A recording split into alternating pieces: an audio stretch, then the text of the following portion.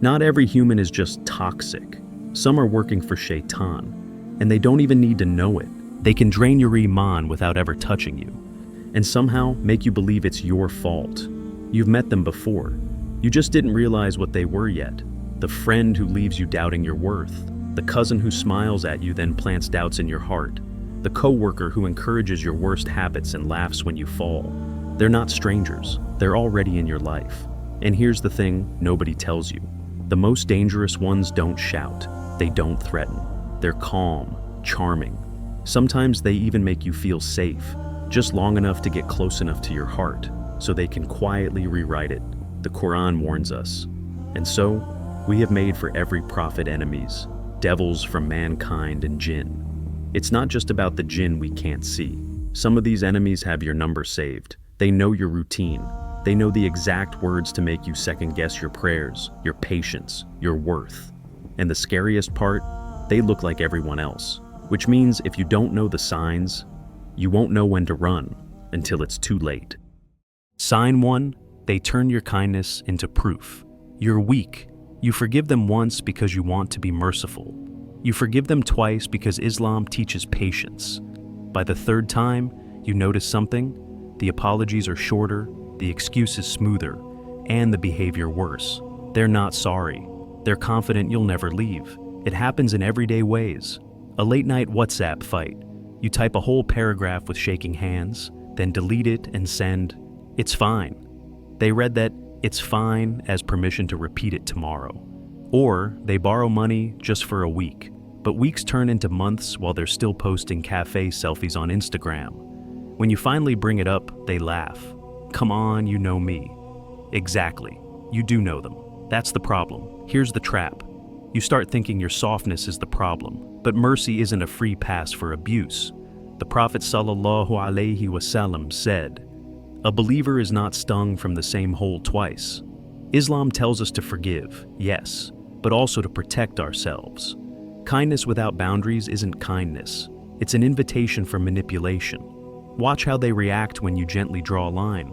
Do they respect it, or do they act sorry just long enough to reset the cycle? If they're keeping you in this loop, they're not valuing your mercy. They're using it. And when that no longer works, they'll move to the next tactic, rewriting your reality so you start doubting yourself. Sign 2, they make you doubt your own memories. You remember exactly how it happened, the words, the tone, the look, but when you bring it up, they say, "That's not what I said," or "You're overreacting."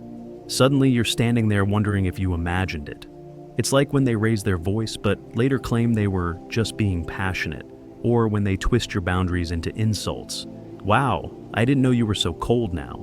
Or when they post a cropped screenshot in the family WhatsApp group, making it look like you started the drama. The longer you deal with them, the more you start to question your own recollection of events. And that's the plan. If they can make you doubt your version of reality, they can replace it with theirs. It's control without chains. This is the same method Shaytan uses. He doesn't force sin, he whispers. He rewrites the story until the believer's yaqeen cracks. It's exhausting because you start apologizing just to keep the peace, even when you know, deep down, you're not the one who did wrong. And each time you do, you hand them more power to define what's true. Before you know it, you're not even checking your own heart anymore. You're checking their reaction to decide if you're right. Here's the reality check. If someone constantly makes you question what you know you saw, heard, or felt, that's not miscommunication, that's manipulation. And once they've stolen your trust in yourself, the next step is to pull you away from the one thing that could help you heal, your connection to Allah and the people who remind you of Him. Sign 3, they make your faith feel embarrassing. You start praying at work and someone says, "Wow, you've become so religious lately," with that smirk that makes you want to shrink. You pass on a mixed gender party because you're trying to lower your gaze and your friends laugh. Relax, it's not that deep. You share an ayah on Instagram and then delete it later because you can already hear their voice in your head mocking you. It's not that you're ashamed of Islam, you love your faith, but they make you feel like it's too much, like it doesn't belong in normal life. And slowly, without realizing, you start hiding parts of your deen just to keep the peace. Allah warns us in the Qur'an, And when you see those who engage in offensive talk concerning our verses, then turn away from them until they enter into another conversation. This isn't just about public debates. Sometimes offensive talk is a joke from a friend that chips away at your confidence in worship. The Prophet Muhammad ﷺ faced this too. The Quraysh mocked him, called him names, tried to make him doubt himself, but Allah reminded him to stand firm. He didn't dilute the message to be accepted, and he taught us, "Whoever among you sees an evil, let him change it with his hand.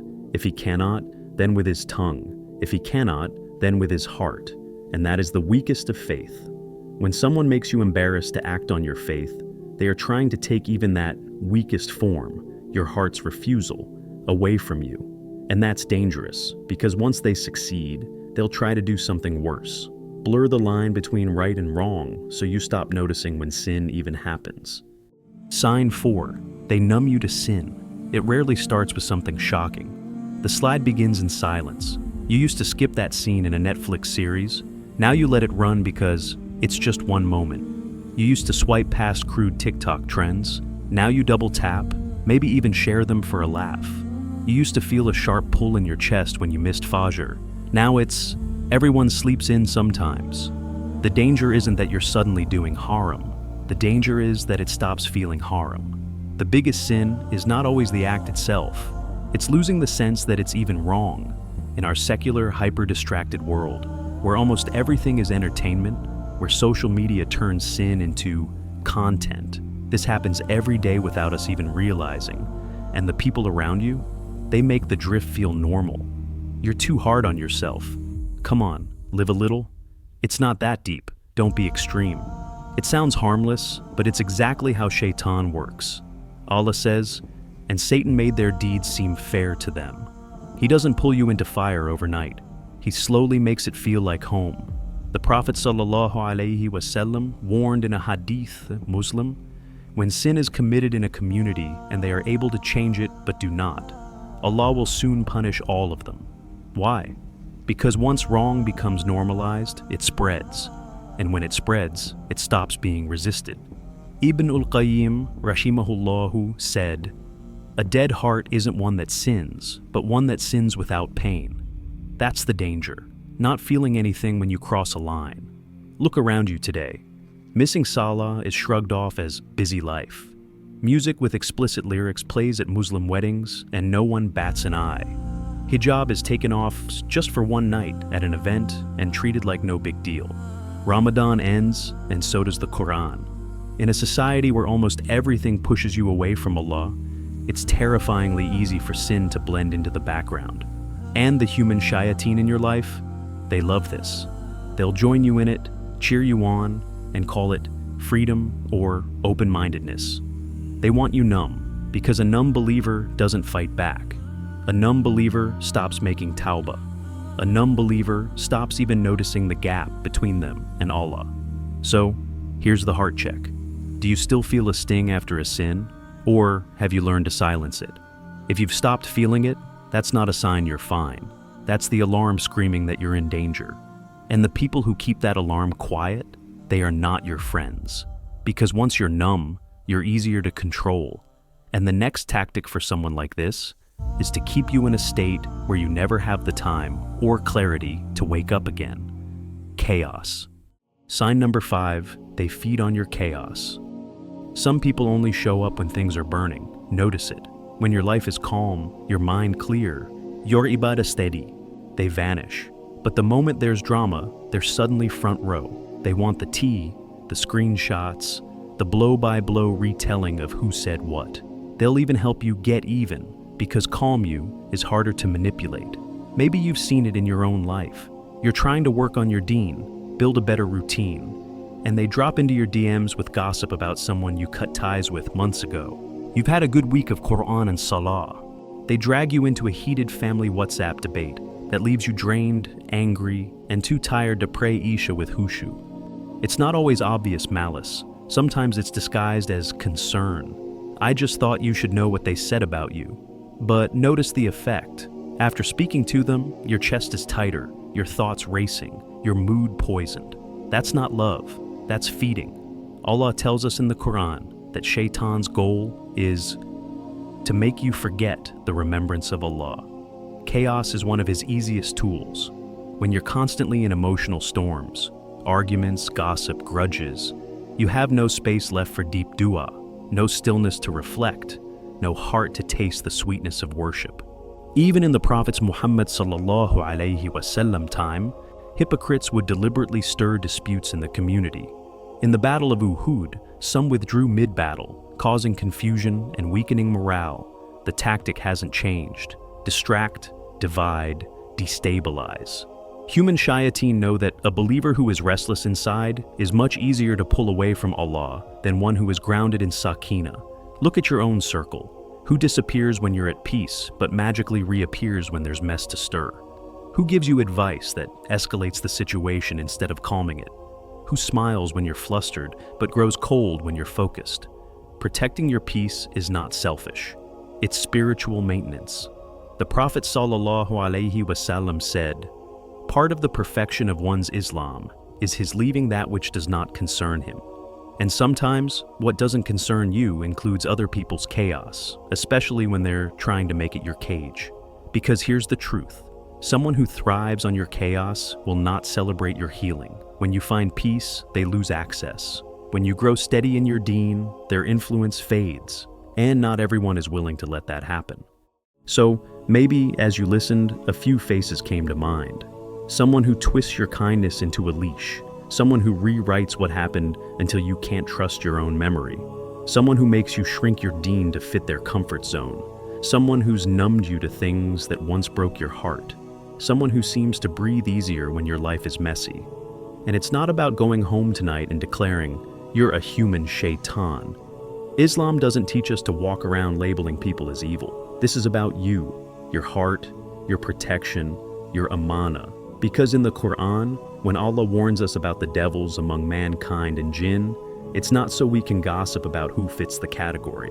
It's so we can recognize the patterns and guard ourselves before the damage is done. That guarding will look different for everyone. Sometimes it's distance, sometimes it's silence, sometimes it's reshaping a relationship, so it no longer has access to your weak spots. Mercy in Islam is never permission for abuse. The Prophet sallallahu alaihi wasallam forgave, but he also took measures to protect himself and his companions. And maybe here's the hardest part. Some of these people you love, family, friends since childhood, people who've held you when you cried, which is why it's even more dangerous when they're the ones pulling you away from Allah without you noticing. That's why the lines have to be drawn gently but firmly. You can still make dua for them. You can still smile when you see them. But you are not obliged to hand over your heart as an open door. Guarding your heart is not selfishness. It's ibadah. It's protecting the place where your Iman lives. So, if this reached you at a moment you needed it, leave a quiet, "Ya Allah, protect my heart from every shaitan, human or jinn," in the comments. You never know who might say, "Ameen." Until then, choose peace over chaos. Choose Allah over approval. And choose the kind of company that makes your faith feel lighter, not heavier. Assalamu alaikum wa rahmatullahi wa barakatuh.